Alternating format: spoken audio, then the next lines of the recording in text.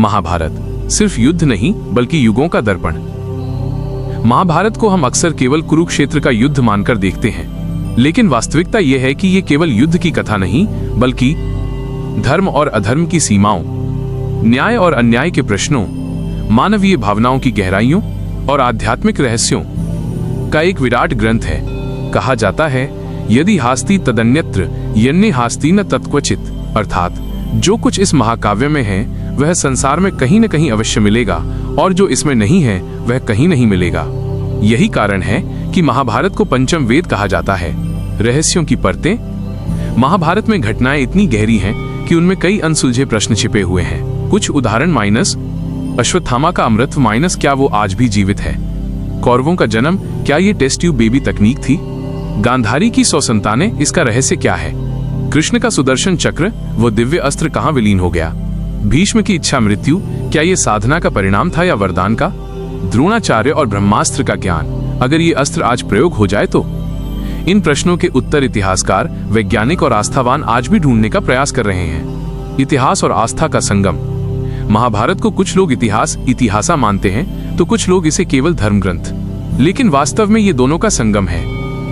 इसमें वर्णित नगर, हस्तिनापुर, द्वारका माइनस के अवशेष आज भी मिलते हैं। युद्ध की कथाएं खगोल विज्ञान के आधार पर लगभग 5000 वर्ष पूर्व घटित बताई जाती हैं। साथ ही इसमें देवत्व, वरदान, शाप, अमृतत्व जैसे तत्व भी हैं जो इसे आध्यात्मिक रहस्य बनाते हैं। क्यों आज भी रहस्य? इतिहास की घटनाएं समय के साथ स्पष्ट हो जाती हैं, लेकिन महाभारत के कई प्रसंग आज भी धुंधले क्यों हैं? इसके 3 कारण हैं। अत्यधिक विशालता। महाभारत में लगभग 1 लाख श्लोक हैं। कथा और प्रतीक का मिश्रण, इसमें वास्तविक घटनाएं और प्रतीकात्मक शिक्षाएं दोनों हैं। समय की धुंध, ये घटना 5000 वर्ष पुरानी है। उस समय के प्रत्यक्ष प्रमाण आज दुर्लभ हैं। पाठकों के लिए यात्रा। इस ग्रंथ में हम महाभारत के रहस्यों को सिर्फ कथाओं की तरह नहीं बल्कि इतिहास की दृष्टि से, आध्यात्मिकता की दृष्टि से, विज्ञान की दृष्टि से समझने का प्रयास करेंगे। हर अध्याय में आपको मिलेगा एक रहस्य, उससे जुड़ी कथा, पुराण, संस्कृत श्लोकों का संदर्भ, वैज्ञानिक या तर्कसंगत विश्लेषण और अंत में आज के युग के लिए उसका संदेश। महाभारत का महत्व केवल भारत ही नहीं, पूरे विश्व के लिए। महाभारत केवल भारत की धरोहर नहीं है, ये मानव सभ्यता की सबसे बड़ी कथा है। इसमें युद्ध है, राजनीति है, प्रेम है, भक्ति है और दर्शन है। यूनानी, चीनी और फारसी ग्रंथों में भी महाभारत के प्रसंगों का उल्लेख मिलता है। इसलिए इसके रहस्य केवल भारतीयों के नहीं बल्कि पूरी मानवता के हैं। महाभारत एक ऐसा दर्पण है जिसमें हम अपनी कमजोरियां, अपनी महत्वाकांक्षाएं, अपना लोभ और अपना धर्म सभी देख सकते हैं। लेकिन इसके साथ ही ये एक पहेली भी है, क्योंकि आज भी कई प्रश्नों के उत्तर विज्ञान और इतिहास नहीं दे पाए हैं। अश्वत्थामा का अमर श्राप। महाभारत का सबसे रहस्यमय पात्रों में से एक है मानस गुरु द्रोणाचार्य का पुत्र अश्वत्थामा। उसका जन्म, उसका जीवन, उसका युद्ध और उसका श्राप, सब कुछ आज भी अनसुलझे प्रश्न हैं। जन्म की कथा और शिव का अंश। अश्वत्थामा का जन्म साधारण नहीं था। कहा जाता है कि वो स्वयं भगवान शिव का अंश था। द्रोणाचार्य और कृपि ने वर्षों की तपस्या के बाद उसे पाया। उसके माथे पर एक दिव्य रत्न मणि जड़ा हुआ था जो उसे रोग, भूख, प्यास और हर तरह के अस्त्र शस्त्र से रक्षा करता था। ये मणि उसे सामान्य मनुष्यों से अलग और अजेय बनाती थी। महाभारत युद्ध और उसकी प्रतिज्ञा। महाभारत के युद्ध में अश्वत्थामा कौरवों की ओर से लड़ा। युद्ध के अंतिम दिनों में जब उसने देखा कि पांडवों ने दुर्योधन को परास्त कर दिया है तो उसका क्रोध विकराल हो गया। उसने प्रतिज्ञा की, मैं इस पृथ्वी पर पांडव वंश का अंत कर दूंगा। उस रात वो चुपके से पांडवों के शिविर में गया और सोए हुए द्रौपदी के 5 पुत्रों की हत्या कर दी। उसे लगा कि उसने पांडवों को मार डाला है, लेकिन सुबह जब सत्य सामने आया तो द्रौपदी और पांडव शोक से भर उठे। कृष्ण का श्राप। अश्वत्थामा को पकड़कर पांडवों के सामने लाया गया। द्रौपदी ने स्त्रीत्व और धर्म का परिचय देते हुए कहा, माइनस एक आचार्य पुत्र का वध नहीं किया जाना चाहिए। तब कृष्ण ने निर्णय दिया। उन्होंने अश्वत्थामा से उसकी दिव्य मणि छीन ली और उसे भयंकर श्राप दिया, हे अश्वत्थामा, तू इस पृथ्वी पर 3000 वर्ष तक अमर रहेगा। तेरा शरीर घावों से सड़ता रहेगा। तुझे न मृत्यु मिलेगी न शांति। तू अकेला भटकता हुआ, पीड़ा सहता हुआ जीवित रहेगा। ये श्राप उसे मृत्यु से भी भयानक जीवन की ओर ले गया। अमरत्व का रहस्य। कहा जाता है कि अश्वत्थामा आज भी जीवित है। वो न तो मर सकता है, न ही पूरी तरह जीवितों के बीच रह सकता है। वो एक अमर भटकने वाला आत्मा मानव है। भारत के कई स्थानों पर अश्वत्थामा के देखे जाने की कथाएं प्रचलित हैं। माइनस कोई कहता है कि उसने सोमनाथ मंदिर में उसे पूजा करते देखा। कोई कहता है कि वह गिरनार पर्वत की गुफाओं में आज भी साधना करता है। बुंदेलखंड और मध्य भारत में भी उसकी उपस्थिति की लोक कथाएं सुनाई जाती हैं। क्या ये सच है? इतिहासकार मानते हैं कि ये केवल लोक कथा है, लेकिन आस्था कहती है कि माइनस कृष्ण का श्राप असत्य नहीं हो सकता। कई संतों और साधुओं ने दावा किया है कि उन्होंने एक रहस्यमय व्यक्ति को देखा है जिसके शरीर से लगातार खून बहता रहता है और जो अपनी पीड़ा से छटपटाता है। प्रतीक या सत्य? कुछ विद्वान मानते हैं कि अश्वत्थामा का अमृतत्व केवल प्रतीक है, अपराध बोध का प्रतीक, अनियंत्रित क्रोध का प्रतीक, उस पाप की याद दिलाने वाला जो कभी मिट नहीं सकता। लेकिन श्रद्धालु मानते हैं कि वो आज भी जीवित है और जब तक उसका श्राप समाप्त नहीं होगा तब तक वो पृथ्वी पर घूमता रहेगा। अश्वत्थामा एक योद्धा जो शिव का अंश था, लेकिन जिसने धर्म से भटककर ऐसा अपराध किया जिसका दंड उसे अनंत काल तक भुगतना पड़ा। उसकी कथा हमें ये सिखाती है कि माइनस क्रोध के अंधेरे में लिया गया निर्णय जीवन को मृत्यु से भी बदतर बना सकता है। कौरवों का जन्म, विज्ञान या रहस्य? महाभारत में सबसे विचित्र और रहस्यमय प्रसंगों में से एक है धृतराष्ट्र और गांधारी के 100 पुत्रों का जन्म। इतिहास और विज्ञान की दृष्टि से देखें तो ये कथा आज भी एक रहस्य है। गांधारी का वरदान और प्रसव का रहस्य। गांधारी को शिवजी से वरदान मिला था कि उसके 100 पुत्र होंगे। जब उसने धृतराष्ट्र से विवाह किया तो वो इस वरदान की प्रतीक्षा करने लगी। गर्भ धारण के वर्षों बाद भी प्रसव नहीं हुआ। कहा जाता है कि उसका गर्भ 2 वर्षों तक स्थिर रहा। जब उसने क्रोध और पीड़ा में अपना पेट पीटना शुरू किया तो उसके गर्भ से मांस का एक लोथड़ा बाहर आया। धृतराष्ट्र और परिवार निराश हो गए, लेकिन ऋषि व्यास वहां पहुंचे और बोले, माइनस गांधारी, निराश मत हो, ये कोई साधारण गर्भ नहीं है। मांस के टुकड़ों का विभाजन। व्यास ने उस लोथड़े को 100 भागों में बांट दिया। हर भाग को उन्होंने एक घड़े कुंभ में रखा। इन घड़ों को घृत और औषधियों से भरकर सील कर दिया गया। कहा जाता है कि समय आने पर उन घड़ों से एक एक शिशु उत्पन्न हुआ। इस प्रकार गांधारी के 100 पुत्र और एक पुत्री दुश्ला का जन्म हुआ। सबसे पहले जन्मा दुर्योधन और उसके जन्म के साथ ही कई अपशकुन प्रकट हुए। मानस भयंकर हवाएं चली, गीदड़ रोने लगे और आकाश में अशुभ संकेत दिखने लगे। आधुनिक दृष्टिकोण, टेस्ट ट्यूब बेबी। कई आधुनिक विद्वान मानते हैं कि ये प्रसंग एक तरह का प्राचीन विज्ञान हो सकता है। मांस का लोथड़ा शायद भ्रूण एम्ब्रियो रहा होगा। व्यास द्वारा टुकड़ों में बांटना भ्रूणों को अलग करना हो सकता है। घड़ों में रखना किसी कृत्रिम गर्भाशय, इंक्यूबेटर जैसा प्रयोग हो सकता है। औषधि और घृत पोषक द्रव, न्यूट्रिएंट मीडियम जैसा काम कर रहे होंगे। इस दृष्टि से देखें तो ये कहानी टेस्ट ट्यूब बेबी तकनीक का सबसे प्राचीन वर्णन लगती है। रहस्य या प्रतीक? कुछ विद्वान कहते हैं कि ये घटना प्रतीकात्मक है। 100 पुत्र, अहंकार और लोभ की 100 इच्छाएं। दुश्ला, स्त्रीत्व की संवेदनशीलता जो इस अहंकार में दब गई। दुर्योधन का जन्म, अधर्म और क्रोध का आरंभ। इस व्याख्या में कौरव वास्तव में मनुष्य के भीतर छिपी नकारात्मक शक्तियों का प्रतीक है। दुर्योधन का जन्म और अशुभ संकेत। जब दुर्योधन का जन्म हुआ तो विद्वान और ज्योतिषियों ने कहा, इस बालक के कारण पूरे वंश का नाश होगा, इसे त्याग दो। लेकिन धृतराष्ट्र मोहवश उसे त्याग नहीं सके। यहीं से वो कथा की दिशा बदल गई और महाभारत के युद्ध का बीज बोया गया। कौरवों का जन्म एक ऐसा रहस्य है जिसमें आस्था, प्रतीकवाद और विज्ञान तीनों एक साथ मिलते हैं। क्या ये वास्तव में किसी प्राचीन प्रयोगशाला का रहस्य था या फिर ये केवल धर्म और अधर्म की कथा का प्रतीक? यह प्रश्न आज भी अनुत्तरित है, लेकिन इतना निश्चित है कि कौरवों का जन्म महाभारत के सबसे बड़े रहस्यों में से एक है। कृष्ण का सुदर्शन चक्र कहां विलीन हो गया? महाभारत का एक और गहन रहस्य है कृष्ण का सुदर्शन चक्र।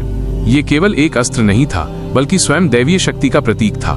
इतिहास और पुराणों में इसका वर्णन बार बार आता है, लेकिन युद्ध के बाद ये कहां गया, ये आज भी रहस्य बना हुआ है। सुदर्शन चक्र का स्वरूप?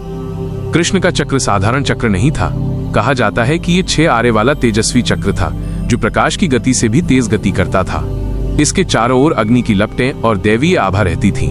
सुदर्शन चक्र अजेय था, अविनाशी था और केवल वही इसे चला सकता था जिसके भीतर पूर्ण धर्म और नियंत्रण हो। पुराणों में सुदर्शन चक्र का उल्लेख जब कृष्ण ने शिशुपाल वध किया तब इसी चक्र का प्रयोग हुआ। जब उन्होंने नरकासुर का अंत किया तब भी चक्र ने उनकी सहायता की। महाभारत के युद्ध में जब भी कृष्ण को आवश्यकता पड़ी, चक्र उनकी आज्ञा से प्रकट हुआ। यह केवल युद्ध का अस्त्र नहीं था, बल्कि इसे धर्म और न्याय का रक्षक माना जाता था। युद्ध के बाद का रहस्य? महाभारत युद्ध समाप्त होने के बाद कृष्ण ने कभी भी सुदर्शन चक्र का प्रयोग नहीं किया। द्वारका नगरी के डूबने के समय भी इसका कोई उल्लेख नहीं मिलता। तो क्या ये दिव्य अस्त्र विलीन हो गया या फिर इसे किसी और ने सुरक्षित रख लिया? कथाएं और मान्यताएं। कई मान्यताएं हैं। विष्णु का अस्त्र कहा जाता है कि सुदर्शन चक्र वास्तव में भगवान विष्णु का शस्त्र था। कृष्ण ने केवल अवतार के रूप में इसे धारण किया। जब उनका अवतार समाप्त हुआ तो ये चक्र पुनः विष्णु लोक में लौट गया।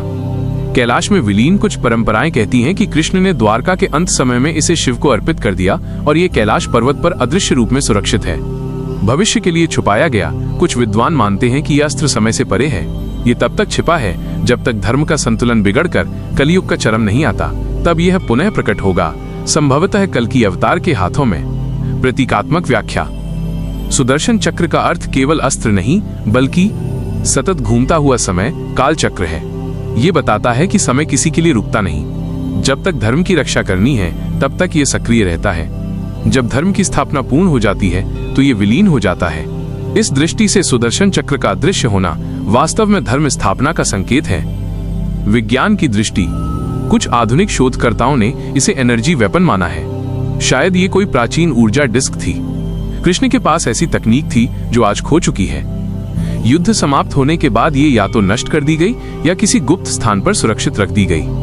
कृष्ण का सुदर्शन चक्र एक अस्त्र, एक प्रतीक और एक रहस्य। आज तक कोई नहीं जानता कि ये कहाँ है, लेकिन महाभारत हमें ये सिखाता है कि धर्म की रक्षा के लिए ईश्वर जब भी अवतार लेते हैं तो उनके हाथों में सुदर्शन चक्र अवश्य होता है, चाहे वो दिखाई दे या अदृश्य। भीष्म पितामह की इच्छा, मृत्यु का रहस्य। महाभारत के विराट चरित्रों में भीष्म पितामह का स्थान सर्वोच्च है। उनकी प्रतिज्ञा, उनका जीवन और उनकी मृत्यु सब कुछ असाधारण था, लेकिन सबसे रहस्यमय प्रसंग है उनकी इच्छा मृत्यु की क्षमता। गंगा पुत्र देवव्रत। भीष्म का जन्म गंगा और शंतनु से हुआ। गंगा ने उन्हें बचपन में ही दिव्य ज्ञान और तपस्या की शिक्षा दी। देवव्रत बचपन से ही पराक्रमी, तेजस्वी और धर्मनिष्ठ थे। जब शंतनु ने सत्यवती से विवाह की इच्छा जताई तो देवव्रत ने अपने पिता के सुख के लिए एक भयावह प्रतिज्ञा ली। वे कभी विवाह नहीं करेंगे, वे कभी संतान नहीं उत्पन्न करेंगे। इस प्रतिज्ञा को देखकर देवताओं ने कहा, ये प्रतिज्ञा बहुत भीषण है, इसलिए इनका नाम होगा भीष्म। वरदान, इच्छा मृत्यु का।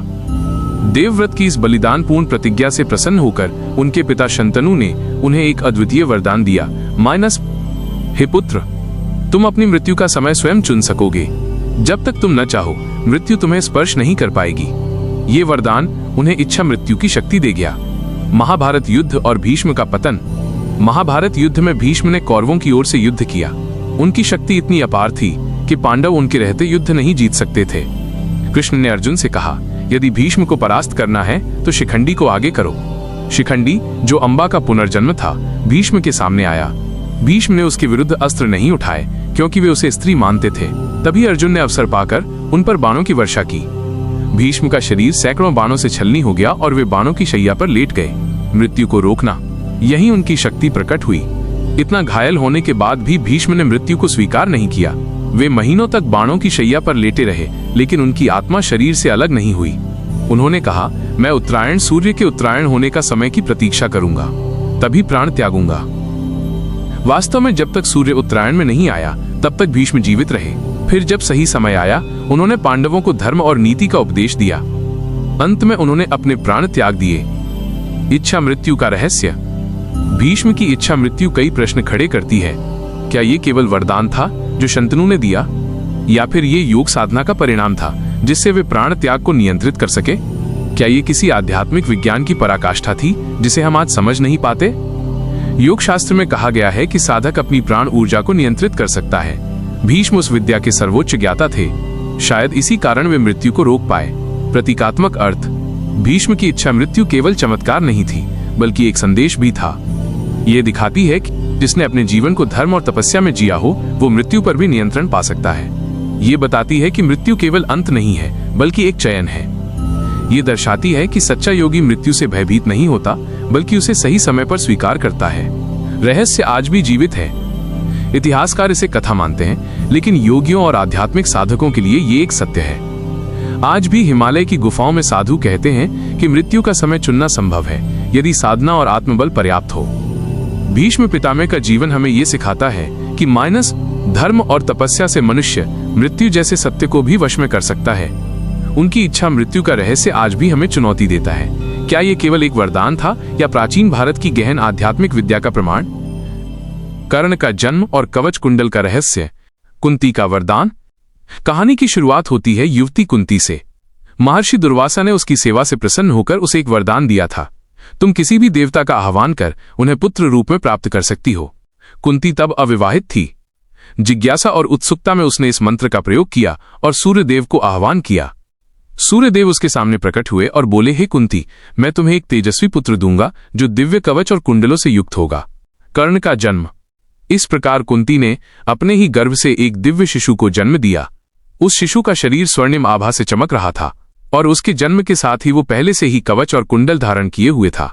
ये कोई साधारण अलंकरण नहीं था। कहा जाता है कि ये दैवी कवच और कुंडल उसे सूर्यदेव से ही प्राप्त हुए थे। ये कवच कुंडल माइनस अभेद्य थे, उसे हर अस्त्र शस्त्र से रक्षा देते थे और उसे युद्ध में अजेय बनाते थे। कुंती की विवशता। कुंती अविवाहित थी। समाज के भय और लोकलज्जा के कारण वो इस शिशु को स्वीकार न कर सकी। उसने आंसुओं के साथ नवजात कर्ण को एक टोकरी में रखकर गंगा नदी में बहा दिया। ये टोकरी एक सारथी अधिरथ और उसकी पत्नी राधा को मिली। उन्होंने प्रेमपूर्वक उस शिशु का पालन किया। इसी कारण वह सूतपुत्र कहलाया और आगे चलकर कर्ण नाम से प्रसिद्ध हुआ। कवच कुंडल का रहस्य। कर्ण के कवच और कुंडल केवल भौतिक कवच नहीं थे, वे वास्तव में उसकी दैवी शक्ति का प्रतीक थे। कहा जाता है कवच उसकी आंतरिक शक्ति और साहस का प्रतीक था, कुंडल उसकी अद्वितीय प्रतिभा और तेजस्विता का। इन्हीं के कारण वो जन्म से ही अजेय माना गया। इंद्र का छल। जब महाभारत युद्ध से पहले इंद्र अर्जुन के पिता को पता चला कि कर्ण के पास ये कवच कुंडल हैं, तो उन्होंने वेश बदलकर कर्ण से भिक्षा मांगी। धर्मनिष्ठ कर्ण ने अपना कवच कुंडल दान कर दिए। ये दान इतना महान था कि देवताओं ने भी उसकी प्रशंसा की, लेकिन इसके बाद वो युद्ध में असुरक्षित हो गया। इसी कारण जब अर्जुन और कर्ण का युद्ध हुआ तो कर्ण अंततः अर्जुन के बाण से मारा गया। रहस्य और प्रतीक। कवच कुंडल का रहस्य कई व्याख्याओं में मिलता है। माइनस दैवी वस्त्र। ये वास्तविक दिव्य कवच थे जो केवल देवता ही दे सकते थे। आभा और तेज। कुछ विद्वान मानते हैं कि ये वास्तव में उसकी आभा थी जो कवच कुंडल की तरह चमकती थी। संदेश। कवच और कुंडल इस बात के प्रतीक हैं कि मनुष्य जन्म से ही अपने साथ सुरक्षा और क्षमता लेकर आता है, लेकिन जब वो इन्हें त्याग देता है तभी जीवन की सच्ची परीक्षा होती है। आज का प्रश्न। इतिहास और विज्ञान के दृष्टिकोण से ये सवाल उठता है, क्या ये कवच कुंडल किसी अज्ञात धातु या तकनीक से बने थे जिन्हें देवताओं या ऋषियों ने तैयार किया था, या ये केवल प्रतीकात्मक कथा है जो त्याग और बलिदान की गहराई समझाती है? कर्ण का जन्म और उसके कवच कुंडल महाभारत की सबसे करुण और अद्भुत कहानियों में से है। वो एक ऐसा योद्धा था जो जन्म से ही दिव्य शक्ति से संपन्न था, लेकिन भाग्य, समाज और परिस्थितियों ने उसे बार बार ठगा। उसका कवच कुंडल छिन जाना हमें यह सिखाता है कि सच्चा बल कवच या कुंडल में नहीं, बल्कि आत्मा के साहस और त्याग में है। गांधारी और उसके 100 पुत्रों का रहस्य। गांधारी का वरदान और तपस्या। गांधारी गांधार देश की राजकुमारी और धृतराष्ट्र की पत्नी थीं। वो अत्यंत तपस्विनी और धर्मपरायण मानी जाती थीं। जब उन्होंने विवाह के बाद ये जाना कि उनके पति धृतराष्ट्र जन्म से अंधे हैं, तो उन्होंने भी आजीवन अपनी आंखों पर पट्टी बांध ली। उनकी ये प्रतिज्ञा आज भी एक रहस्य और त्याग का अद्भुत उदाहरण मानी जाती है। महर्षि व्यास के आशीर्वाद से गांधारी को 100 पुत्रों और 1 पुत्री का वरदान मिला। ये बात सामान्य मानवीय नियमों के विरुद्ध लगती है, पर महाभारत कहता है कि यही वरदान आगे चलकर कौरवों की उत्पत्ति का कारण बना। गर्भ और 100 मांस पिंड। गांधारी लंबे समय तक गर्भवती रहीं। कहा जाता है कि वो गर्भ 2 वर्षों तक स्थिर रहा और कोई संतान उत्पन्न नहीं हुई। जब उन्हें पता चला कि कुंती पहले ही पांडवों को जन्म दे चुकी हैं, तो वे अत्यंत व्याकुल हो गईं और क्रोध में अपने गर्भ को जोर से पीटा। इसके परिणाम स्वरूप उनके गर्भ से एक मांस का विशाल पिंड बाहर आया। महर्षि व्यास ने उस मांस पिंड को 100 भागों में विभाजित किया और उन्हें घी से भरे कलशों में रखा। प्रत्येक कलश को 2 वर्ष तक सुरक्षित रखा गया। समय आने पर उन कलशों से 100 पुत्र और 1 पुत्री जन्मे। इनमें सबसे बड़ा था माइनस दुर्योधन और एकमात्र पुत्री थी माइनस दुश्ला। वैज्ञानिक दृष्टिकोण। ये कथा आज भी एक रहस्य बनी हुई है। क्या वास्तव में ये संभव था कि एक मांस पिंड से 100 बच्चे पैदा हों?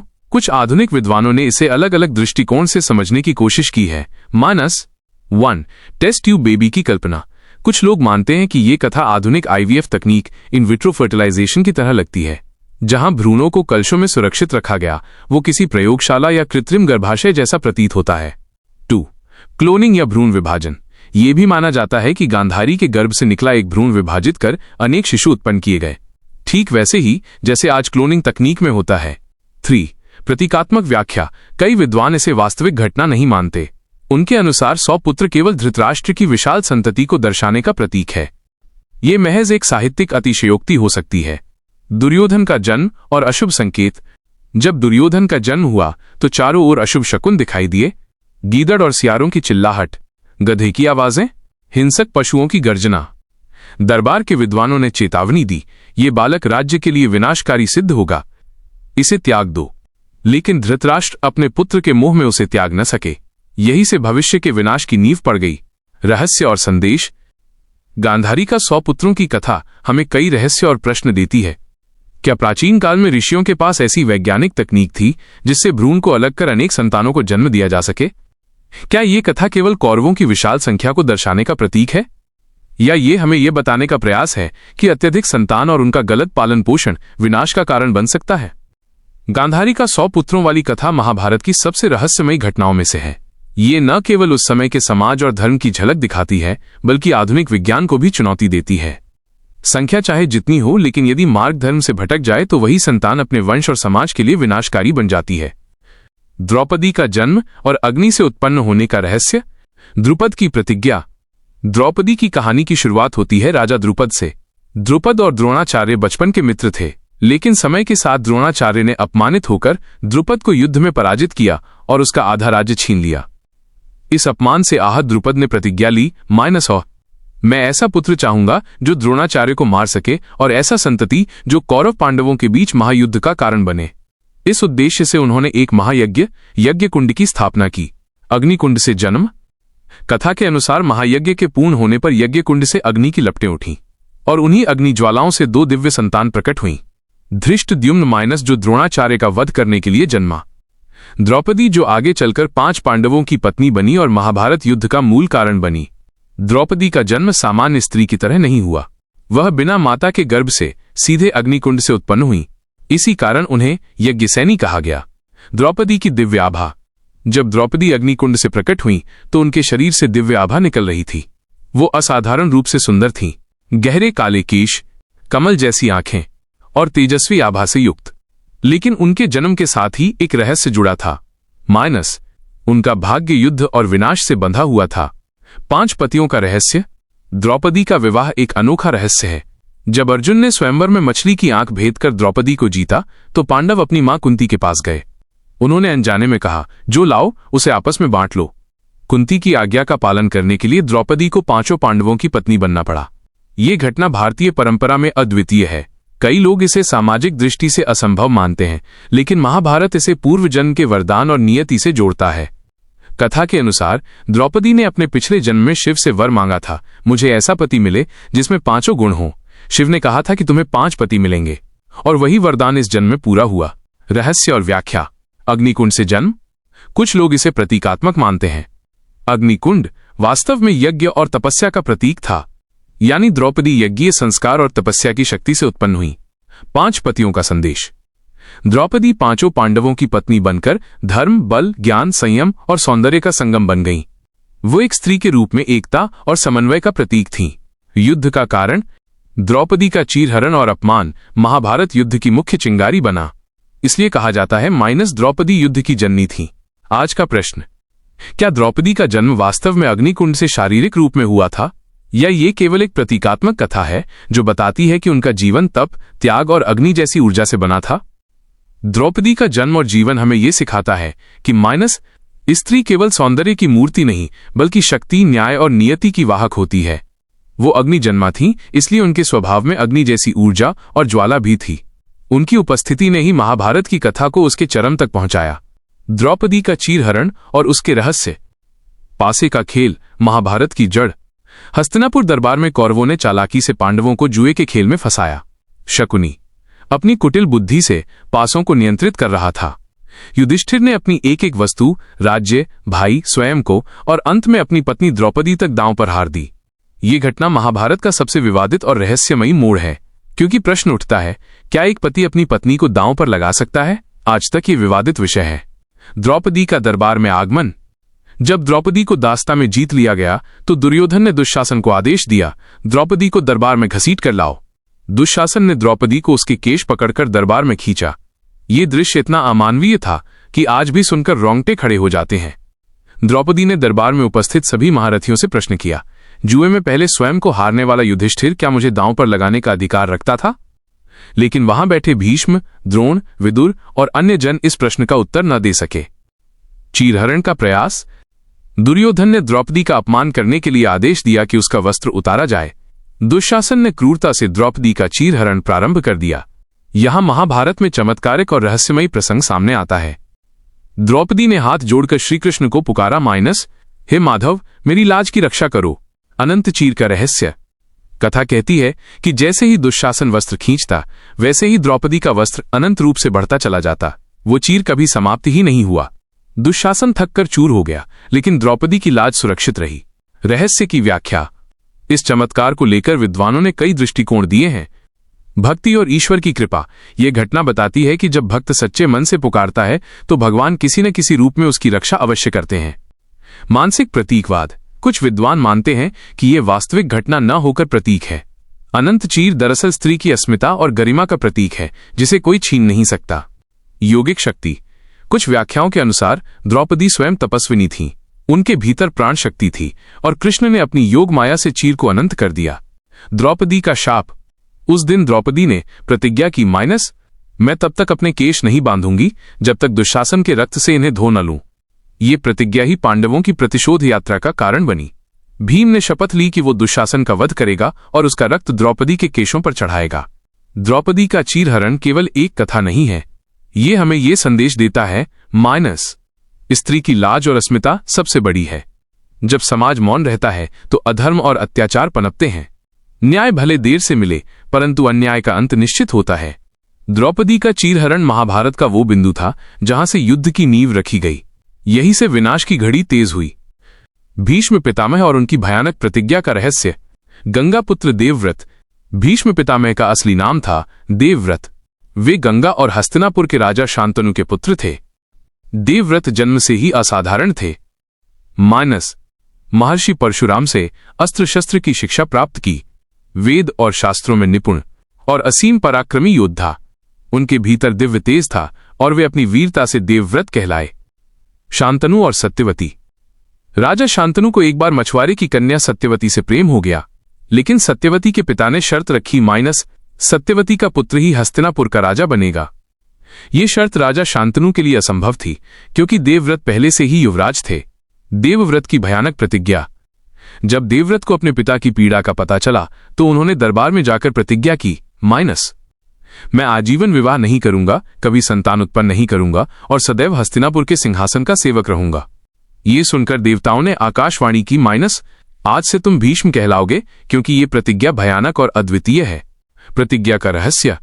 भीष्म की इस प्रतिज्ञा ने महाभारत की पूरी कथा को आकार दिया, क्योंकि उनके संतान न होने से हस्तिनापुर का उत्तराधिकारी संकट में पड़ गया।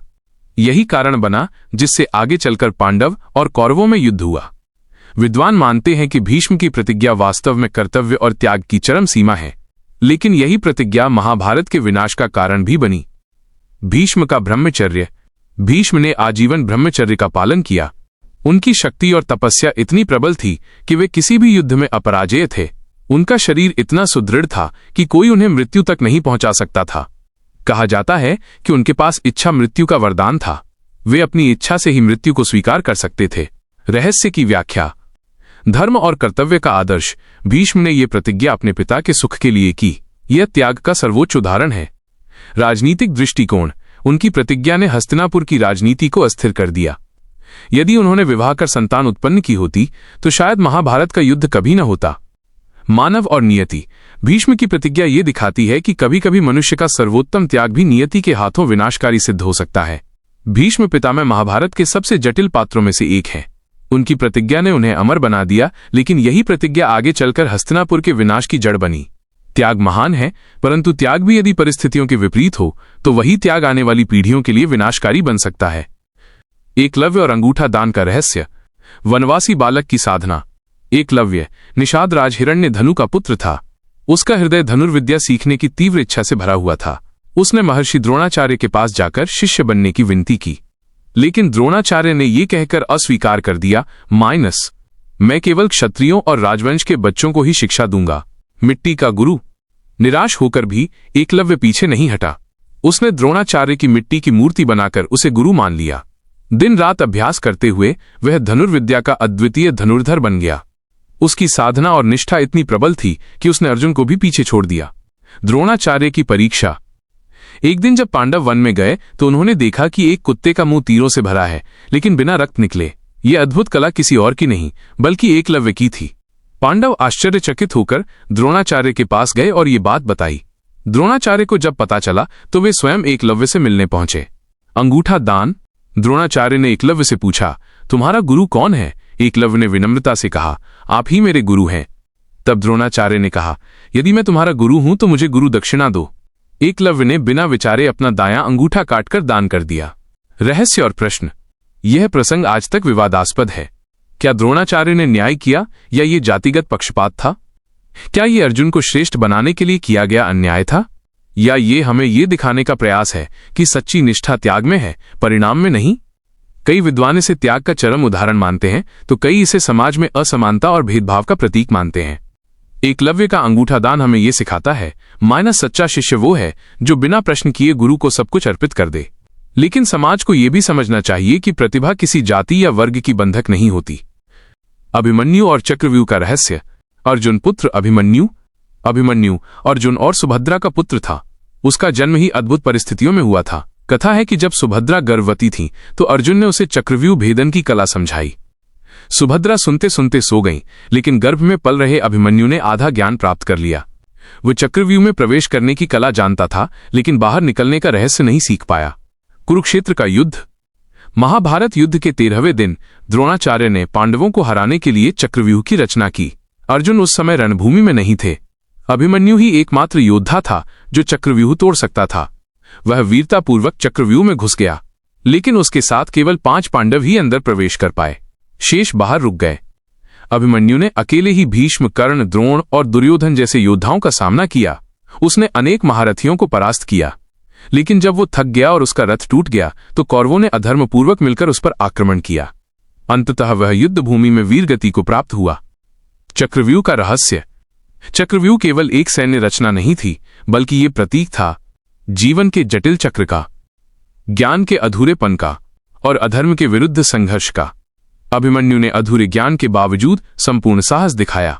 उसकी मृत्यु हमें ये सिखाती है कि साहस ही सबसे बड़ी ताकत है, चाहे परिणाम कुछ भी हो। अभिमन्यु का बलिदान महाभारत का सबसे करुण और प्रेरणादायी प्रसंग है। वो युवा होते हुए भी धर्म और वीरता का उदाहरण बन गया। जयद्रथ और सूर्यास्त का रहस्य। जयद्रथ का अपमान और तपस्या। जयद्रथ सिंधु देश का राजा था और दुर्योधन का समधी। एक बार उसने द्रौपदी का हरण करने का प्रयास किया। अर्जुन और भीम ने उसका पराभव कर उसे अपमानित किया। क्रोधित जयद्रथ ने भगवान शिव की कठोर तपस्या की। तपस्या से प्रसन्न होकर शिव ने उसे वरदान दिया, तुम युद्ध में पांडवों को रोकने की शक्ति पाओगे, लेकिन अर्जुन से तुम्हें भयभीत रहना होगा। वो केवल सूर्यास्त के दिन ही तुम्हें मार पाएगा। अभिमन्यु की मृत्यु। 13वें दिन जब अभिमन्यु चक्रव्यूह में फंसा तो जयद्रथ ने अपनी शक्ति से शेष पांडवों को रोक दिया। यही कारण था कि अभिमन्यु अकेला रह गया और वीर गति को प्राप्त हुआ। इससे अर्जुन का हृदय अग्नि बन उठा। उसने प्रतिज्ञा ली, यदि मैं कल सूर्यास्त से पहले जयद्रथ का वध न करूं तो मैं अग्नि में प्रवेश कर प्राण त्याग दूंगा। 14वें दिन का युद्ध। अगले दिन रणभूमि में अद्भुत युद्ध हुआ। कौरवों ने जयद्रथ को बचाने के लिए अपनी सारी शक्ति लगा दी। भीष्म और द्रोणाचार्य की रणनीति से अर्जुन को रोकने की पूरी कोशिश की गई। अर्जुन का रथ कृष्ण चला रहे थे। उनकी दिव्य रणनीति ही विजय की कुंजी बनी। सूर्यास्त का रहस्य। सूर्य धीरे धीरे अस्त होने लगा। पांडव चिंतित हो उठे कि अब अर्जुन प्रतिज्ञा नहीं निभा पाएगा। उसी समय भगवान कृष्ण ने अपनी माया से सूर्य को ढक दिया। सबको लगा कि सूर्यास्त हो गया है। जयद्रथ खुशी से युद्ध भूमि से बाहर आ गया। तभी कृष्ण ने अर्जुन से कहा, अब ये उचित समय है। अर्जुन ने अपना दिव्य बाण चलाया जो आकाश को चीरते हुए जयद्रथ का मस्तक उड़ा ले गया। श्राप की पूर्ति। कथा है कि जयद्रथ के पिता ने उसे वरदान दिया था, मानव शरीठुईस, जो भी तेरे मस्तक को भूमि पर गिराएगा उसका सिर फट जाएगा। इसीलिए अर्जुन ने अपना बाण इस प्रकार चलाया कि जयद्रथ का मस्तक उसके पिता की गोद में जा गिरा। जैसे ही उसके पिता ने अनजाने में उसे नीचे गिराया, उनका सिर फट गया और श्राप पूर्ण हो गया। रहस्य और शिक्षा। ये घटना दिखाती है कि रणनीति और बुद्धि बल से भी बड़ी होती है। कृष्ण ने माया का प्रयोग किया, लेकिन अधर्म को समाप्त करने के लिए। अर्जुन ने प्रतिज्ञा निभाई और धर्म की रक्षा की। जयद्रथ का वध महाभारत का ऐसा प्रसंग है जहां शौर्य और चातुर्य का संगम देखने को मिलता है। ये हमें सिखाता है धर्म की विजय के लिए कभी कभी रणनीति ही सबसे बड़ा अस्त्र बन जाती है। द्रोणाचार्य की मृत्यु और अश्वत्थामा का रहस्य। द्रोणाचार्य अद्वितीय गुरु। द्रोणाचार्य महाभारत के महान गुरु थे। उन्होंने पांडव और कौरव दोनों को अस्त्र शस्त्र की शिक्षा दी। उनकी तपस्या और विद्या इतनी प्रबल थी कि उन्हें अपराजेय माना जाता था। कौरवों की ओर से युद्ध में उतरने के बाद उन्होंने पांडवों पर अनेक बार भारी संकट डाला। अश्वत्थामा द्रोण का पुत्र।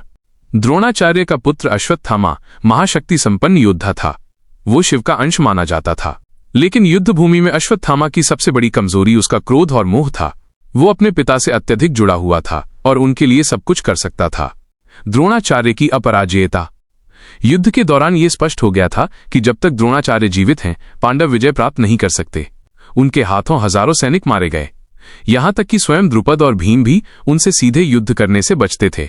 योजना द्रोण को हराना। श्री कृष्ण ने पांडवों से कहा, द्रोणाचार्य शस्त्र तभी छोड़ेंगे जब उन्हें लगेगा कि उनका पुत्र अश्वत्थामा मारा गया है। युधिष्ठिर धर्मात्मा थे और कभी झूठ नहीं बोलते थे, लेकिन कृष्ण ने परिस्थिति समझाते हुए कहा, धर्म की रक्षा के लिए कभी कभी कठिन मार्ग चुनना ही पड़ता है। अश्वत्थामा मारा गया। भीम ने एक हाथी को मार डाला जिसका नाम अश्वत्थामा था। फिर युद्ध भूमि में जोर से चिल्लाया, अश्वत्थामा मारा गया। द्रोणाचार्य स्तब्ध रह गए। उन्होंने युधिष्ठिर से सच्चाई पूछी, क्योंकि वे जानते थे कि युधिष्ठिर कभी झूठ नहीं बोलते। युधिष्ठिर ने उत्तर दिया, अश्वत्थामा हतो नारो व कुंजरोवा। अश्वत्थामा मारा गया है, पर वो मनुष्य था या हाथी मैं नहीं जानता। कृष्ण ने अंतिम शब्द धीमे कहने को कहा ताकि द्रोण को केवल पहला भाग सुनाई दे। द्रोणाचार्य का अंत। ये सुनकर द्रोणाचार्य ने शस्त्र त्याग दिए। उन्होंने ध्यानस्थ होकर आत्मसमर्पण कर दिया। उसी समय द्रुपद के पुत्र धृष्टद्युम्न ने उनका वध कर दिया। युद्ध भूमि में ये एक विवादित घटना रही, क्योंकि द्रोणाचार्य निहत्थे थे और ये धर्मसम्मत नहीं माना गया। अश्वत्थामा का क्रोध। जब अश्वत्थामा को अपने पिता की मृत्यु का समाचार मिला तो उसका क्रोध प्रचंड अग्नि की तरह भड़क उठा। उसने प्रतिज्ञा ली कि वो इस अपमान का प्रतिशोध अवश्य लेगा। कथा है कि इसी प्रतिशोध के कारण अश्वत्थामा ने युद्ध के अंतिम दिनों में पांडवों के 5 पुत्रों उप पांडवों का वध कर दिया और फिर उसे श्रीकृष्ण ने कठोर श्राप दिया, तू पृथ्वी पर हजारों वर्षों तक भटकता रहेगा अपने घावों और पाप के बोझ के साथ। रहस्य और शिक्षा। सत्य और असत्य का द्वंद्व। युधिष्ठिर का झूठ बोलना धर्म और अधर्म की सीमाओं को धुंधला कर देता है। गुरु का बलिदान। द्रोणाचार्य की मृत्यु महाभारत का ऐसा प्रसंग है जहां विद्या और शक्ति भी नियति के आगे झुक गई। क्रोध का परिणाम। अश्वत्थामा का क्रोध न केवल उसके लिए बल्कि पूरी मानवता के लिए शाप बन गया। द्रोणाचार्य की मृत्यु हमें ये सिखाती है कि कभी कभी धर्म की रक्षा के लिए कठिन और विवादित मार्ग अपनाना पड़ता है, लेकिन हर निर्णय अपने साथ गहरे घाव भी छोड़ जाता है। कर्ण का श्राप और अंतिम क्षण का रहस्य। सूर्यपुत्र कर्ण का जन्म। कर्ण कुंती और सूर्यदेव के पुत्र थे। कुंती ने विवाह से पहले ही ऋषि दुर्वासा के वरदान से सूर्य को आह्वान किया था। सूर्य ने उन्हें एक दिव्य पुत्र प्रदान किया, सूरस, जिसके कानों में कवच और कुंडल जन्म से ही जड़े हुए थे। लज्जा और भयवश कुंती ने शिशु को नदी में बहा दिया। उसे एक सारथी अधिरथ और उसकी पत्नी राधा ने पाला। इसी कारण वो राधे कहलाया। कर्ण की प्रतिभा और पीड़ा। कर्ण अद्वितीय धनुर्धर था। उसने परशुराम से अस्त्र विद्या सीखी, लेकिन जब परशुराम को यह पता चला कि वो क्षत्रिय है तो उन्होंने उसे श्राप दिया, तू जब जीवन मरण के संघर्ष में होगा तब तुझे सीखी हुई विद्या स्मरण नहीं होगी। ये श्राप उसके जीवन का निर्णायक मोड़ बना। दूसरा श्राप ब्राह्मण वध का। एक बार कर्ण ने अनजाने में एक गौ और ब्राह्मण का वध कर दिया। क्रोधित ब्राह्मण ने उसे श्राप दिया, तेरे रथ का पहिया युद्ध के समय धरती में धंस जाएगा और तू उसे निकाल नहीं पाएगा। तीसरा श्राप कुंडल और कवच। कर्ण जन्म से ही कवच और कुंडल पहने हुए था जो उसे अजेय बनाते थे। देवताओं को भय था कि यदि कर्ण कौरवों की ओर से लड़ा तो पांडव कभी विजय प्राप्त नहीं कर पाएंगे। इंद्र ने एक ब्राह्मण का वेश धारण कर कर्ण से भिक्षा मांगी। धर्मप्रिय कर्ण ने बिना हिचक कवच और कुंडल दान कर दिए। इंद्र ने प्रसन्न होकर उसे वज्र कवच शक्ति अस्त्र दिया, लेकिन वो एक ही बार उपयोग करने योग्य था। कुरुक्षेत्र युद्ध और कर्ण की वीरता। कर्ण ने पांडवों के विरुद्ध अद्भुत युद्ध किया। अर्जुन के सामने वो सबसे बड़ा प्रतिद्वंदी था। युद्ध के 17वें दिन कर्ण और अर्जुन आमने सामने आए। रथ का पहिया धंसना। युद्ध के दौरान कर्ण का रथ पृथ्वी में धंस गया। वो श्राप अब सत्य सिद्ध हो रहा था। कर्ण रथ से उतरकर पहिया निकालने लगा और अर्जुन से युद्ध विराम की प्रार्थना की, लेकिन कृष्ण ने अर्जुन को याद दिलाया अभिमन्यु के समय कौरवों ने धर्म का पालन नहीं किया। आज धर्म की रक्षा के लिए तुझे भी यही करना होगा। कर्ण का वध। जैसे ही कर्ण रथ का पहिया निकालने में व्यस्त हुआ, अर्जुन ने भगवान कृष्ण के आदेश पर दिव्य बाण चलाया। बाण सीधे कर्ण के हृदय में लगा और सूर्यपुत्र वीरगति को प्राप्त हुए। कर्ण की पहचान। युद्ध समाप्ति के बाद कुंती ने पांडवों को बताया कि कर्ण उनका ज्येष्ठ भ्राता था। यह सुनकर पांडव व्यथित हो गए। उन्होंने समझा कि वास्तव में उन्होंने अपने ही भाई का वध किया है। रहस्य और शिक्षा। दानवीरता कर्ण दानवीरता का प्रतीक है। उसने जीवन भर जो भी मांगा गया दान कर दिया।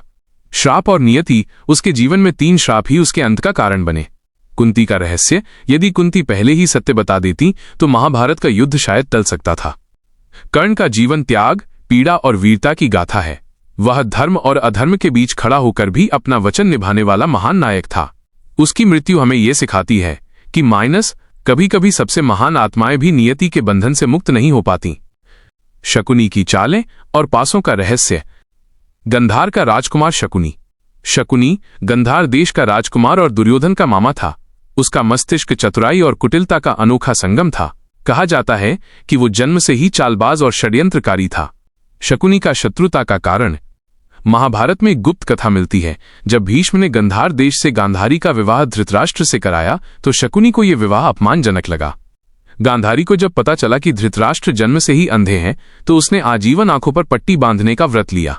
ये शकुनी को अखर गया। कहा जाता है कि तभी से उसने हस्तिनापुर को भीतर से नष्ट करने की प्रतिज्ञा ली। जादुई पासों का रहस्य। शकुनी के पास विशेष पासे अष्टमुखी पासे थे। कथा है कि ये पासे उसके पिता या पूर्वजों की हड्डियों से बने थे, इसलिए उनमें जीवात्मा का प्रभाव था और वे हमेशा शकुनी की इच्छा के अनुसार ही गिरते थे।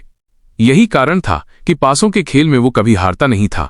उसकी यही चाल महाभारत का सबसे बड़ा मोड़ बनी। दुर्योधन और द्युत क्रीड़ा। दुर्योधन के अहंकार को हवा देने का काम शकुनी ने किया। उसने दुर्योधन को समझाया कि पांडवों को हराने का सबसे आसान तरीका युद्ध नहीं बल्कि छल और जाल है। शकुनी ने ही दुर्योधन को प्रेरित किया कि युधिष्ठिर को पासों के खेल में बुलाओ। क्योंकि युधिष्ठिर धर्मप्रिय थे, वे निमंत्रण अस्वीकार नहीं कर सकते थे। द्युत सभा और छल।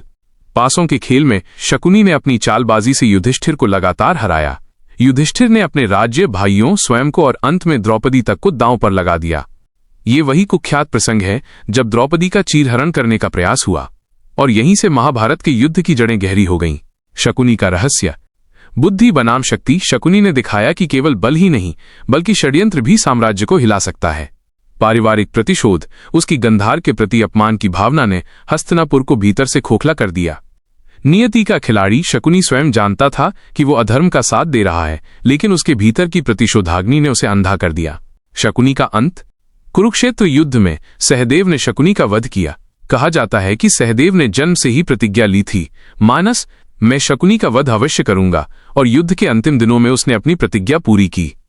शकुनी की चालें और उसके पासे केवल महाभारत की नहीं बल्कि मानव इतिहास के सबसे बड़े षड्यंत्रों में गिने जाते हैं। अत्यधिक चतुराई और छल अंततः स्वयं को ही निगल जाते हैं। अभिमन्यु और चक्रव्यूह का रहस्य। अभिमन्यु अर्जुन का वीर पुत्र। अभिमन्यु अर्जुन और सुभद्रा के पुत्र थे। उनका जन्म ही दिव्य आभा से हुआ था। कृष्ण स्वयं उनके मामा थे और बचपन से ही उनमें अद्भुत पराक्रम दिखने लगा था। किशोर अवस्था में ही वे रणभूमि में प्रवेश करने योग्य बन गए थे। चक्रव्यूह विद्या का अधूरा ज्ञान। कथा है कि जब अभिमन्यु अपनी मां सुभद्रा के गर्भ में थे तब अर्जुन उन्हें चक्रव्यूह भेदने की विद्या सुना रहे थे। अभिमन्यु ने ध्यान से सुना और प्रवेश करने की पूरी विद्या सीख ली, लेकिन बीच में सुभद्रा सो गईं और अर्जुन ने बाहर निकलने की विद्या अधूरी ही छोड़ दी। यही कारण बना कि अभिमन्यु चक्रव्यूह तो भेद सकते थे लेकिन उसमें से निकल नहीं पाते। 13वां दिन चक्रव्यूह का निर्माण। कौरवों की ओर से द्रोणाचार्य ने युद्ध के 13वें दिन चक्रव्यूह रचना बनाई। अर्जुन उस समय दूर दिशा में व्यस्त थे। ऐसे में पांडव सेना को इसे तोड़ने वाला कोई नहीं था। भीम, नकुल, सहदेव और युधिष्ठिर असमंजस में पड़ गए। तभी अभिमन्यु ने आगे बढ़कर कहा, मामा से सीखी विद्या के आधार पर मैं इसमें प्रवेश करूंगा। आप लोग पीछे से मेरा साथ दें। अभिमन्यु का शौर्य। अभिमन्यु ने चक्रव्यूह में प्रवेश किया और कौरवों की सेना को ध्वस्त कर दिया। उसकी गदा और धनुष की मार से महाबली योद्धा भी भयभीत हो उठे। उसने एक एक कर अनेक महारथियों को परास्त किया। छल और अधर्म। लेकिन जैसे ही वो भीतर पहुंचा, जयद्रथ ने अपने वरदान के बल से शेष पांडवों को रोक दिया। अभिमन्यु अकेला रह गया और भीष्म, द्रोण, कर्ण, दुर्योधन, अश्वत्थामा आदि सभी महारथी एक साथ उस पर टूट पड़े। धर्म की मर्यादा तोड़कर उन्होंने मिलकर उस किशोर बालक को घेर लिया। उसका धनुष तोड़ा गया, फिर गदा छीनी गई। अंततः वो निहत्था रह गया और वीर गति को प्राप्त हुआ। अभिमन्यु का रहस्य। अधूरी विद्या में ये घटना दिखाती है कि ज्ञान अधूरा हो तो वो विनाशकारी सिद्ध हो सकता है। युवा बलिदान माइनस अभिमन्यु ने मात्र 16 वर्ष की उम्र में ऐसा साहस दिखाया जो अद्वितीय है। कौरवों का अधर्म, उन्होंने धर्म के नियम तोड़कर एक बालक पर सामूहिक आक्रमण किया। यही उनके पतन का कारण बना। प्रतिशोध की ज्वाला। अभिमन्यु की मृत्यु ने अर्जुन के हृदय में अग्नि भर दी। उन्होंने प्रतिज्ञा ली माइनस यदि मैं कल सूर्यास्त से पहले जयद्रथ का वध न करूं तो अग्नि में प्रवेश कर प्राण त्याग दूंगा। ये प्रतिज्ञा महाभारत के युद्ध का निर्णायक मोड़ बनी। अभिमन्यु की गाथा बलिदान, शौर्य और अधूरी विद्या का अद्वितीय संगम है। वह महाभारत का सबसे मार्मिक प्रसंग है जो ये सिखाता है माइनस ज्ञान को पूर्ण करना ही जीवन की सबसे बड़ी सुरक्षा है और धर्म के विरुद्ध किया गया हर छल अंततः विनाश का कारण बनता है। गांधारी का श्राप और कौरवों का रहस्य। गांधारी तपस्विनी रानी। गांधारी गंधार देश की राजकुमारी थी और धृतराष्ट्र की पत्नी। धृतराष्ट्र जन्म से अंधे थे तो गांधारी ने स्वयं की आंखों पर भी पट्टी बांध ली ताकि वे अपने पति के समान जीवन व्यतीत करें। उनकी तपस्या और व्रत के कारण वे अत्यंत तेजस्विनी और शक्तिशाली मानी जाती थीं। गांधारी का मातृत्व। गांधारी ने लंबी तपस्या के बाद 100 पुत्रों को जन्म दिया जिन्हें हम कौरव कहते हैं। उनमें सबसे बड़ा दुर्योधन था, लेकिन एक मां के रूप में उनका हृदय सदैव अपने पुत्रों के लिए व्याकुल रहा। युद्ध का विनाश। कुरुक्षेत्र के युद्ध में कौरवों के 100 पुत्र एक एक कर मारे गए। जब युद्ध समाप्ति के बाद गांधारी ने अपने मृत पुत्रों के शव देखे तो उनका दुख असहनीय हो गया। उनकी करुणा और क्रोध ने उन्हें भस्म करने वाली शक्ति में बदल दिया। कृष्ण से भेंट। युद्ध के बाद जब श्री कृष्ण उनसे मिलने आए तो गांधारी ने व्यथित होकर कहा माइनस हे माधव, आप होते हुए भी इस युद्ध को रोक नहीं पाए। आपने धर्म की रक्षा की परंतु मेरे 100 पुत्रों का नाश हो गया। आपके कारण ही मेरे पुत्र मारे गए हैं। क्रोध और शोक में डूबी गांधारी ने श्री कृष्ण को श्राप दिया, जैसे मेरा वंश नष्ट हुआ है वैसे ही यदुवंश भी आपस में लड़कर नष्ट हो जाएगा। आपका कुल भी विलुप्त हो जाएगा। श्राप की पूर्ति। गांधारी का ये श्राप व्यर्थ नहीं गया। युद्ध के लगभग 36 वर्ष बाद यदुवंशियों में आपसी कलह हुई और वे आपस में लड़कर नष्ट हो गए। स्वयं श्री कृष्ण ने भी जंगल में एक शिकारी के बाण से अपना देह त्याग किया। गांधारी का रहस्य।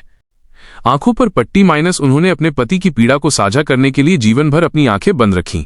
यह त्याग उन्हें महान बनाता है। मातृत्व और शाप माइनस अपने पुत्रों के लिए उनका मातृत्व उन्हें इतनी पीड़ा दे गया कि उनका श्राप पूरे यदुवंश के अंत का कारण बना। नियति की कठोरता। गांधारी धर्मनिष्ठ थीं, फिर भी उनका वंश नष्ट हो गया। ये दिखाता है कि नियति से कोई नहीं बच सकता। गांधारी का श्राप महाभारत का सबसे गूढ़ प्रसंग है। ये सिखाता है माइनस एक मां का दुख और क्रोध पूरे युग की दिशा बदल सकता है। धर्म की विजय के बाद भी विनाश अनिवार्य है क्योंकि यही समय का चक्र है।